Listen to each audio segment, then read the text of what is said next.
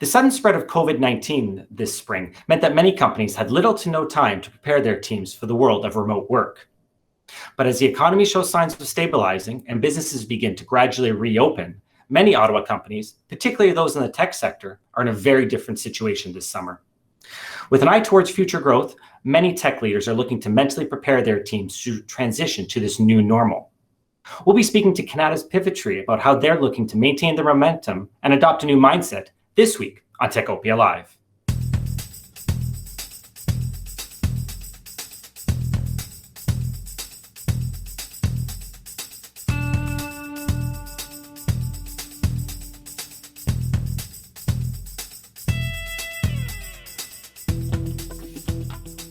Welcome to Techopia Live. I'm Peter Cavesi from the Ottawa Business Journal. I'm joined this week by three fantastic guests.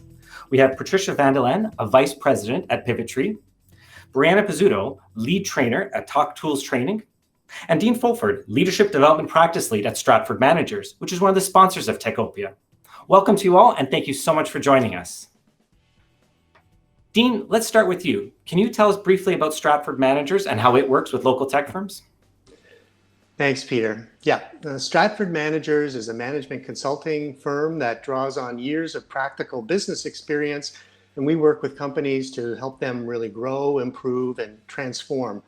We have a stock of managers and executives who have led departments, they've led teams, they've led companies, and so we've got the stars and we've got the scars, to offer meaningful and practical advice and really lean in and help organizations do what they need to do to be successful. And we do this through a variety of kinds of engagements, through projects, to interim management, to coaching or advisory, and sometimes it's a combination of all of those. Great. We're really looking forward to tapping into your insights in just a moment, but I want to start off with Patricia. Patricia, COVID-19 affected a lot of companies very, very differently. Can you just paint a bit of a picture for us? What is the environment at Pivotree like right now? Thanks, Peter. Yeah, I'm happy to talk about this. We had a small remote workforce, but most of our company worked in the office. So it was very quickly that we mobilized people working at home. I would say that most people have really enjoyed it, but it's been quite a change. We implemented things like daily coffee breaks, social gatherings, town halls that were for people on a regular basis instead of once a month or once a quarter, people manager meetings where we were talking with all of the people managers, trying to get input from what people were going through. A lot of people, it was a big change working from home, and there was a mental adjustment to not leaving and going to the office, sort of that switch. So there's a lot of focus on the mental aspect of the employees, not just, the work that they were doing and the productivity. So everybody is still working from home. There's a few offices that are open with up to 5 people working. So people that are struggling working at home because of, family situations or having that mental struggle are working in the office.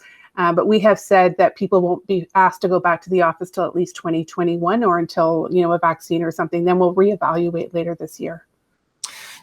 So that's really, really interesting. And, one of the themes I'm often hearing is that we're really sort of moving from that, okay, we need to make the adjustment and just, get our feet underneath us, to how can we now make sense of the situation, build on what we've done, and prepare ourselves for future growth.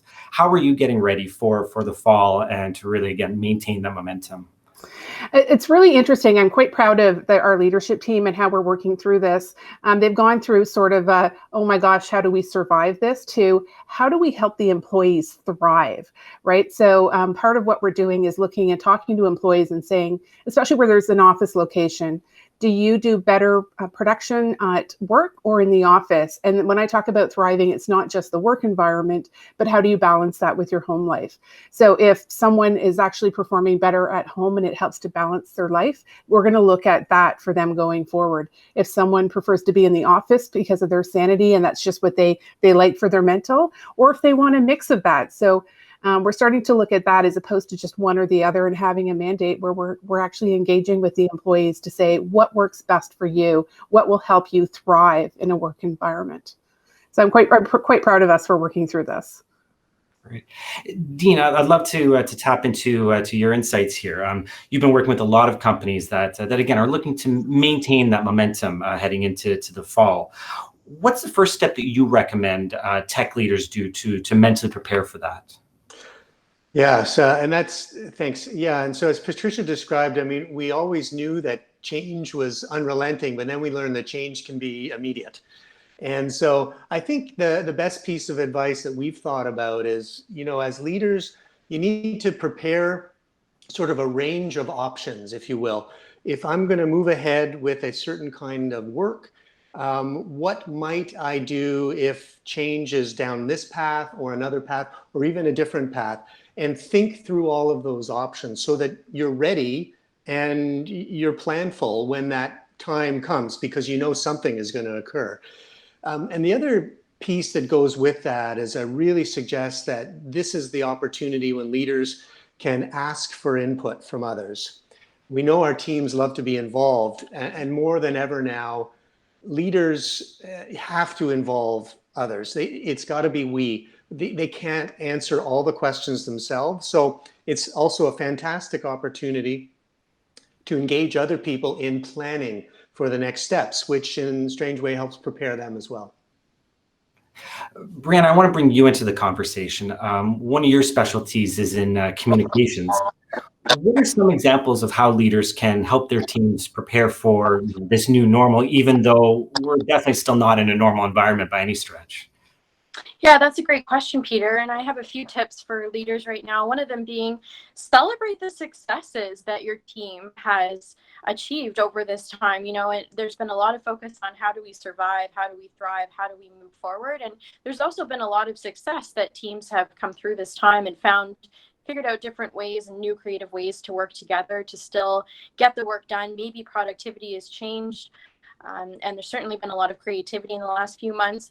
And don't go back to normal pre-COVID times. This is a really great opportunity to reprioritize workplace culture, reprioritize the wellness of your staff. If you maybe need a reminder of the resources available that you can offer to your staff, relook into those employee assistance programs, make sure that the policies are in place to support your staff with their mental health.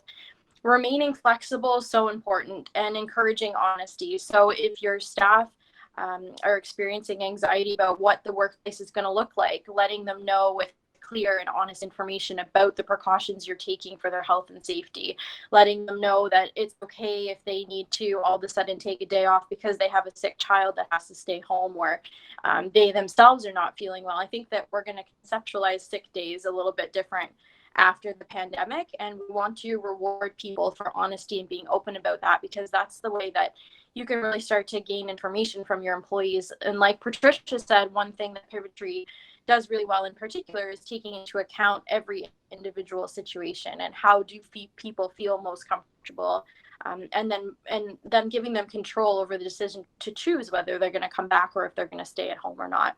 And lastly, I always just like to say taking care of yourself. So as a leader, as a manager, making sure that you have your own supports in place, making sure that you are taking care of yourself so you can continue to extend that to your team is so important right now.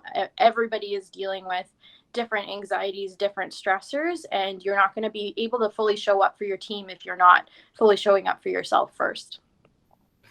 Those are some fantastic bits of takeaway advice.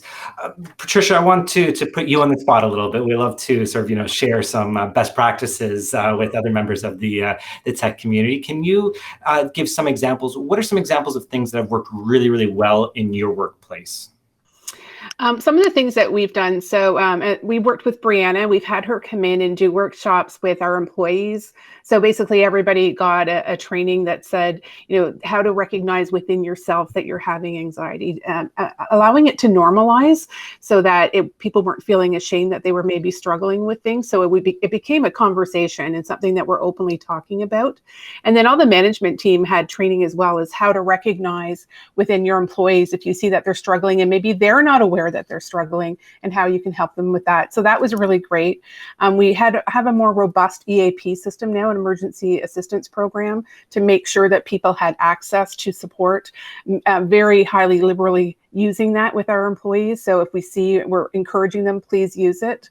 Other things that we've done just to make sure that people are engaged is some fun things like we'd like to talk about. We did this talent show, which was with people all across the world from our company over a lunch hour on a Friday. And so people were anything from singing to playing instruments. Someone had just learned how to play the guitar during COVID, so played a song for us. Well attended. We had over like 100 and some people attend it and support it. And it was just a lot of fun. And it was a way to bring people together that was just not geographically located, but worldwide. And so more of a company versus an office, which was great. Dean, I want to give you the last word. What's your key takeaway for tech companies here in Ottawa? Great, thanks. Yeah, for us, I always like to turn around again and help focus on the leaders and take advantage of the kinds of things that Patricia was just describing. If you can have access to programs or other experts who can help you as leaders, help you as employees. But as a leader, the best thing all the time is to really focus on your team and ensure that you're empowering people, providing communication, creating an environment that's psychologically safe. And you're teaching people to really be accountable for the work and the success of the team. I always hearken back to what Simon Sinek, the HR leader and speaker, says. It's the responsibility of the company to serve the customer, the responsibility of the leader to serve their people so that the people may serve the customer. And that really resonates, right? So focus on those people whom you work with. Take the time to ask, what can I do to help you be more successful and help contribute to the success of our team? That's a fantastic final thought. Thank you so much, Dean. And thank you very much, Patricia and Brianna, for joining us. Before I let everyone go, I just wanted to take a moment to thank all of our sponsors, without whom this show would not be possible. We have Number Crunch, offering virtualized CFO services for SaaS companies. Perley Robertson, Hill & McDougall, a leader in business and tech law. TD Bank, with specialized programs for tech firms. The University of Ottawa's Faculty of Engineering, creating the next generation of technical talent. And we were joined today by Stratford Managers. You can connect with Dean, as well as dive deeper into today's topic, by registering for his August 11th Lunch and Learn webinar at stratfordmanagers.com. Techopia Live is not just this great show. We are posting articles daily on obj.ca/Techopia. You can also check us out on social media at Techopia OTT. And if you are watching us on YouTube, please give us a like, subscribe, and leave us a comment. Thank you so much for watching, and we'll be back again next week with another episode of Techopia Live.